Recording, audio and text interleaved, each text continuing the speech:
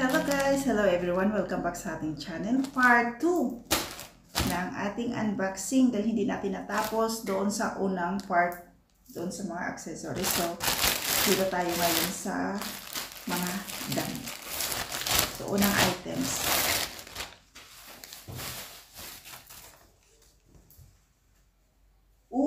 Ang haba. Ang haba niya.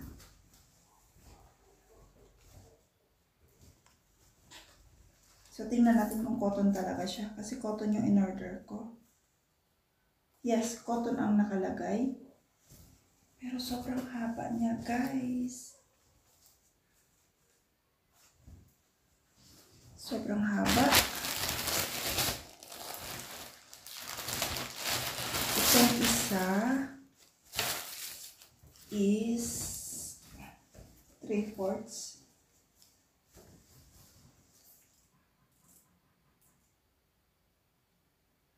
Polyester siya.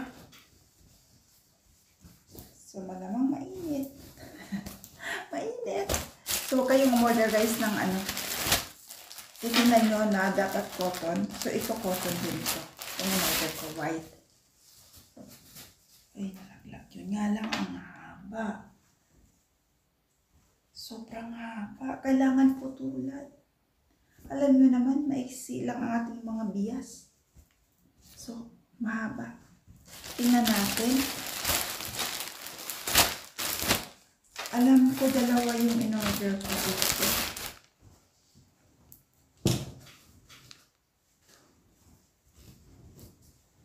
Anong tela ito? Polyester din. Medyo malaki siya.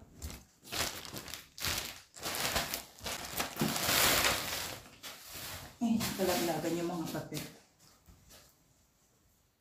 Mahaba talaga. So, titingnan natin.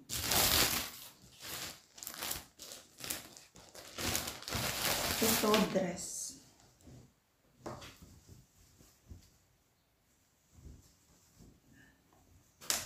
Parang maliit. Parang maliit sa akin. Sukat natin mamaya. Titingnan natin. Ito yung inaantay ko. Kasi parang sobrang ganda niya. Ayan. Tignan niyo yung strap. Ang cute. So, ito siya. So, modeling time tayo guys. Ayan, maganda siya.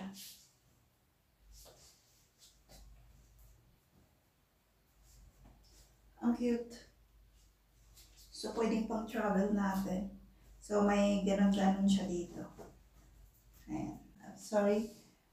Masyado siyang manipis. Nilagyan ko siya actually ng may inner ako eh. Nilagyan ko siya kasi talagang see-through. Ayan. Tapos, kailangan lang magsuot ng girdle at ang ating tiyan lumalabas. So, maganda siya. Kaya lang, saan tayo pupunta nito?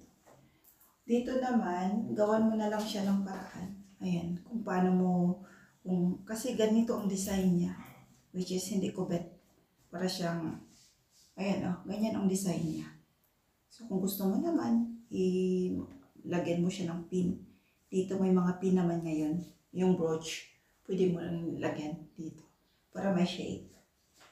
So, ito siya. Yan, mag-inner lang talaga kasi sobrang nipis. Ayan, may inner tayo. Ito naman, dalawa yung in-order ko nito. Pero tingnan nyo naman guys kung hanggang saan. Sobrang haba. So, kailangan nating putulan. Haba lang puputulin natin dahil sobrang haba niya. Dalawa ito plus white. Yung white, ganun din. Same lang kasi sila na in-order ko. Super high waist niya, Alam niyo naman ang liit natin. So, kung susuotin mo siya parang hanggang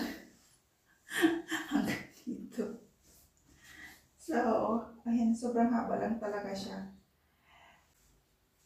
So, dito sa kanyang belt, parang ganito ang design niya. So, kung mahilig kayo sa mga ganito, ayan. Maganda lang. Pang ano lang. Pang rubber shoes, kung gusto nyong, kung mahilig lang naman kayo sa ganito. Yung last kong in order, ayan, 3/4 din. So, maganda siya sa rubber shoes. So, overall, ito nabili natin. Tapos yung, ayan niya, sobrang haba.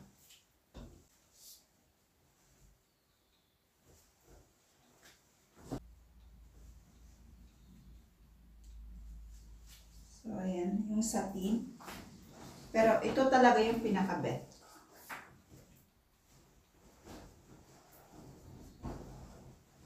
Ang cute niya.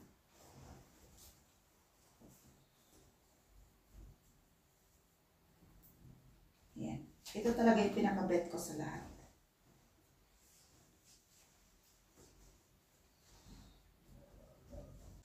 So, ayun yung mga na-order natin. So, di ko lang talaga sure doon sa mga accessories kung tama ba yung mga in-order ko. Kasi sobrang dami talagang dumating. Pero, yun nga, sa mga accessories na nabili natin, syempre may nakikita tayong mga naging paborito na natin na gamitin. Ito, bet na bet ko to. So, ang cute kasi niya. Mahilig ako sa ganito, guys. Sa mga cotton na na-order natin, huwag kayong mag-expect na 100% cotton talaga siya.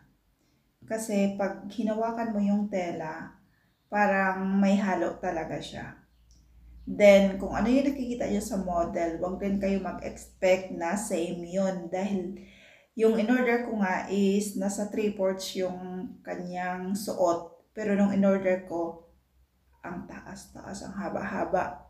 So, kailangan pa nating putulan. Though meron mang machine dito, so okay lang na putulan natin yung mga nabili natin. Then, yung ibang dress naman, yung iba medyo maliit ang size sa 38 kasi medium ako, 38 size ako. So, yung iba medyo maliit. So, piliin nyo na lang din. Tapos, yung iba, kung ano nakita nyo sa model, minsan mahaba. Tapos, minsan naman sakto. Kasi yung ibang dress na nabili ko kasi, nung sinabing above the knee, sumakto naman siya sa above the knee. Yung iba naman kasi talaga, super haba. So, yun lang yung masasabi ko sa mga mahilig mag-order sa mga online, Shein, Temu. Mag-ingat na lang kayo guys. Double check nyo na lang yung sa pag-add to cart. Tapos, kailangan naka-uncheck yung mga ibang items nyo na select nyo. Pero, hindi nyo pa bibiliin. Kasi ako, meron akong mga nasa cart ko na ina-uncheck ko. Ibig sabihin, hindi ko pa siya i-order.